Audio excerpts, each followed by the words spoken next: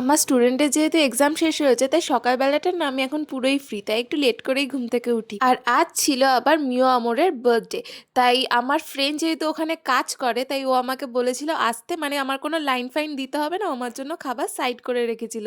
তো সেটাই গিয়ে নিয়ে এসেছিলাম। বাইরে তো অল্প একটু লাইন ছিল, আমি সাইড দিয়ে ঢুকে পড়েছি। আর আজ হচ্ছে গিয়ে মিও আমরের 33তম বার্থডে, তার জন্য সব কিছু 33 টাকায় দিয়েছিল। বেশ অনেকদিন তো এগুলো খাওয়া হয় না, আমি 5টা আইটেম মতন এনেছিলাম। তারপরে বাড়ি এসে স্নান করে আগে পুজোটা দিয়ে নিলাম। এরপর ওগুলো যেহেতু গরম করা ছিল না তাই মাকে বললাম একটু গরম করে দিতে। আর ওখান থেকে আমরা সবাই মিলে ভাগ করে খেয়েছি। আর মা যেহেতু চিকেন খায় না, মায়ের জন্য একটা পনিরের ডিশ এনেছিলাম। আর প্রত্যেকটা খাবার না বেশ ভালো লেগেছে আমার, আর ডেজার্টগুলো ভালো লেগেছে। এরপর চলে এলো আমার একটা পিয়ার, ওই পিয়ারটা রিসিভ করে সবে মাত্র লেপের তলায় ঢুকেছি, আবার কল এসছে আর একটা পিয়ার এসছে। তো ওটা গিয়েও আবার রিসিভ করলাম। আর শুইনি আমি, আবার যেহেতু পড়াতে যাওয়ার ছিল তো রেডি হয়ে আমি পড়াতে চলে গিয়েছিলাম। শীতকালে না বাড়ি ফিরতে ফিরতে রাত হয়ে যায়, ভীষণ ঠান্ডা লাগে তখন।